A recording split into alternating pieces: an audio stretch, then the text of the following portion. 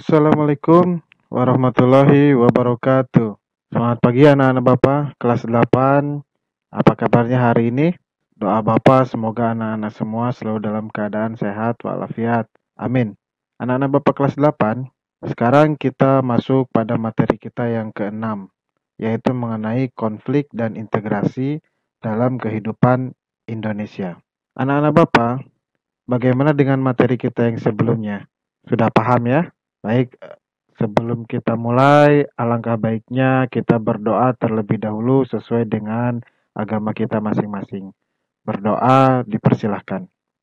Berdoa selesai. Baik anak-anak Bapak, sebelum kita mulai, kita harus terlebih dahulu mengetahui tujuan pembelajaran materi kita yang keenam. Tujuannya apa? Siswa dapat menjelaskan mengenai satu, konflik dalam kehidupan sosial. Apa saja? Yang pertama, pengertian konflik sosial. Yang kedua, faktor penyebab konflik sosial. Yang ketiga, akibat-akibat konflik sosial. Yang keempat, cara menangani konflik sosial. Nah, yang kedua, integrasi sosial. Apa saja? Pengertian integrasi sosial. Kemudian syarat terjadinya integrasi sosial.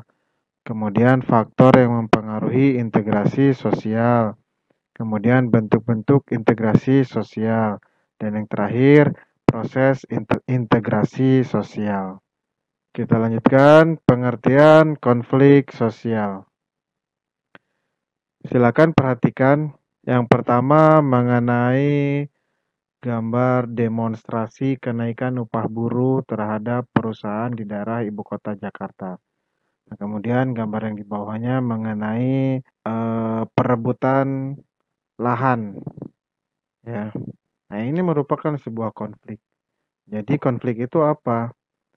Menurut Robert M.Z. Lawang, konflik adalah perjuangan untuk memperoleh hal-hal yang langka seperti nilai, status, kekuasaan, dan sebagainya dengan tujuan tidak hanya memperoleh keuntungan, tetapi juga untuk menundukkan pesaingnya.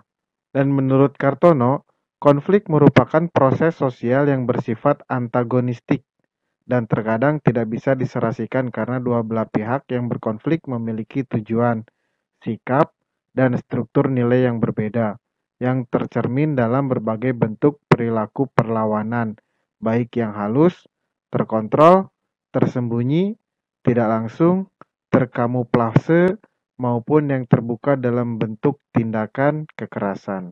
Selanjutnya, faktor-faktor penyebab konflik sosial. Ada 4 faktor penyebab. Yang pertama adalah perbedaan individu. Nah, seperti yang kita ketahui, manusia adalah individu yang unik. Jangankan manusia yang berbeda orang tua, berbeda suku, dan berbeda ras. Manusia yang lahir dari dalam satu rahim pun memiliki banyak perbedaan, walaupun secara fisik sekilas sama.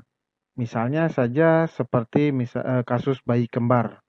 Nah, belum tentu pendirian dan perasaan kedua bayi kembar tersebut sama, walaupun fisiknya sama. Yang kedua, perbedaan latar belakang kebudayaan. Dalam lingkup yang lebih luas, berbagai kelompok kebudayaan bisa saja memiliki nilai-nilai dan norma-norma sosial yang berbeda. Perbedaan inilah yang akan mendatangkan konflik sosial.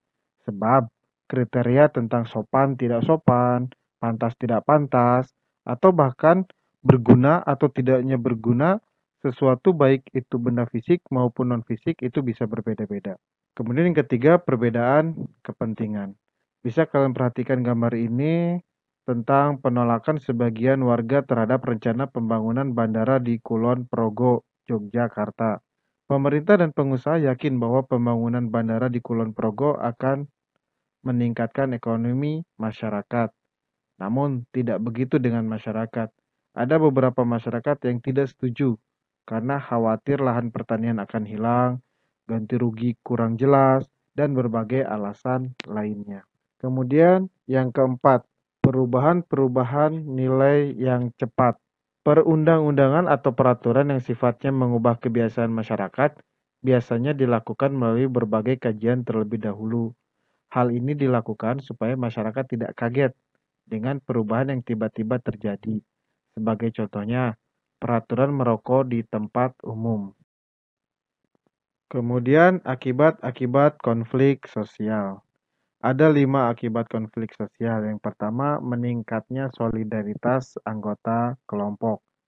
Yang kedua, retaknya hubungan antar individu dan antar kelompok. Yang ketiga, terjadinya perubahan kepribadian para individu. Yang keempat, rusaknya harta benda dan bahkan hilangnya nyawa manusia. Yang kelima, terjadinya akomodasi, dominasi, bahkan penaklukan salah satu pihak yang terlibat dalam pertikaian. Kemudian, bagaimana cara menangani konflik sosial? Yang pertama, itu dengan cara menghindar. Kadang orang merasa tidak ada manfaatnya melanjutkan konflik dengan orang atau kelompok lainnya. Hal ini mungkin disebabkan keyakinan bahwa dia tidak akan menang menghadapi konflik tersebut. Kemudian ada juga dengan cara memaksakan kehendak. Terdapat individu atau kelompok yang memandang bahwa pendapatnya atau idenya itu yang paling benar. Oleh karena itu, dengan segala cara, konflik harus berakhir dengan kemenangan di pihaknya. Yang ketiga, menyesuaikan kepada keinginan orang lain. Terdapat individu yang ingin diterima dan disukai oleh orang lain. Ia merasa bahwa konflik harus dihindari demi keserasian atau harmoni, dan ia yakin bahwa konflik tidak dapat dibicarakan jika merusak hubungan baik. Yang keempat, tawar-menawar. Dalam proses tawar-menawar, individu akan mengorbankan sebagian tujuannya dan meminta lawan konflik mengorbankan sebagian tujuannya juga. Yang kelima, kolaborasi. Dalam kolaborasi, memandang konflik sebagai masalah yang harus diselesaikan. Atas dasar itulah, maka dicari cara untuk mencari pengurangan ketegangan kedua belah pihak. Selanjutnya, kita beralih ke integrasi sosial. Pengertian integrasi sosial. Menurut Button, integrasi adalah suatu pola hubungan yang mengakui adanya perbedaan ras dalam masyarakat, tetapi tidak memberikan fungsi penting pada perbedaan ras tersebut. Nah, jadi integrasi sosial adalah proses penyesuaian unsur-unsur yang berbeda dalam masyarakat sehingga menjadi satu kesatuan. Selanjutnya, syarat terjadinya integrasi sosial. Syarat terjadinya integrasi sosial itu menurut William F. Ogburn dan Meyer Nimkov adalah satu, anggota masyarakat merasa bahwa mereka berhasil saling mengisi kebutuhan-kebutuhan mereka. Syarat yang kedua, masyarakat berhasil menciptakan kesepakatan atau konsensus bersama mengenai nilai dan norma. Yang ketiga, nilai dan norma sosial itu berlaku cukup lama dan dijalankan secara konsisten.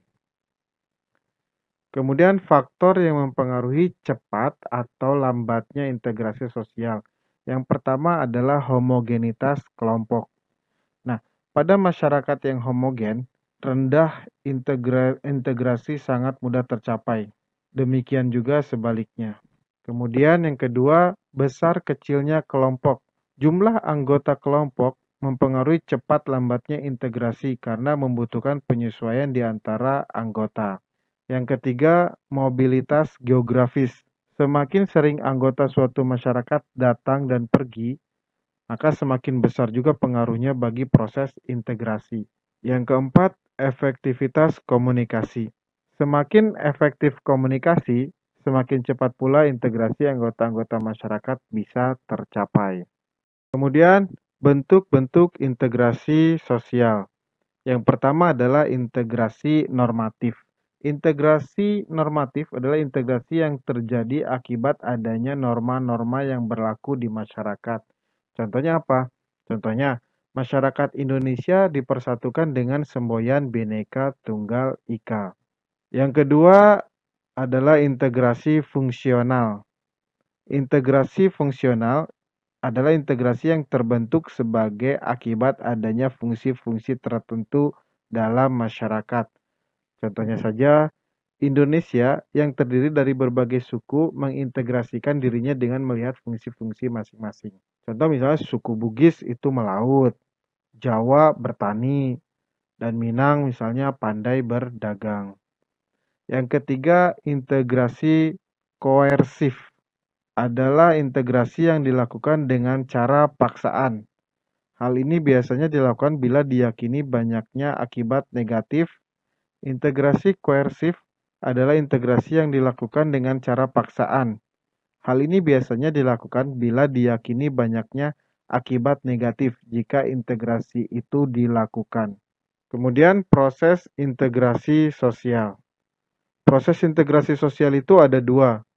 Yang pertama adalah asimilasi. Asimilasi adalah bertemunya dua kebudayaan atau lebih yang saling mempengaruhi sehingga memunculkan kebudayaan baru dengan meninggalkan sifat asli tiap-tiap kebudayaan. Yang kedua adalah akulturasi. Akulturasi adalah proses sosial yang terjadi bila kelompok sosial dengan kebudayaan tertentu dihadapkan pada kebudayaan asing atau baru, sehingga kebudayaan asing atau baru itu diserap atau diterima dan diolah dalam kebudayaan sendiri tanpa meninggalkan sifat asli kebudayaan penerima. Selanjutnya adalah faktor-faktor pendorong integrasi. Faktor yang mendorong integrasi itu yang pertama adalah adanya toleransi terhadap kebudayaan yang berbeda. 2. Kesempatan yang seimbang dalam bidang ekonomi. 3. Adanya sikap positif terhadap kebudayaan lain. 4. Adanya sikap terbuka dari golongan yang berkuasa. 5. Adanya kesamaan dalam unsur-unsur kebudayaan. 6. Adanya perkawinan campur atau amalgamasi. Yang terakhir adalah adanya musuh bersama dari luar. Baik, anak-anak Bapak, alhamdulillahirrabbilalamin. Materi kita hari ini sudah selesai. Bapak ucapkan banyak terima kasih buat anak-anak Bapak atas perhatiannya. Semoga materi yang Bapak sampaikan tersebut dapat bermanfaat.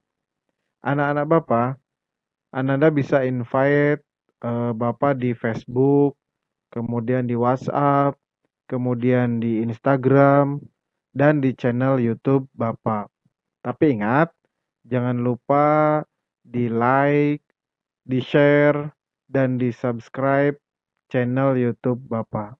Sekali lagi, Bapak ucapkan banyak terima kasih, hatur nuhun, sampai ketemu di materi yang ketujuh mengenai keunggulan dan keterbatasan antar ruang serta peran pelaku ekonomi dalam suatu perekonomian. Wabillahi taufik wal hidayah. Wassalamualaikum warahmatullahi wabarakatuh.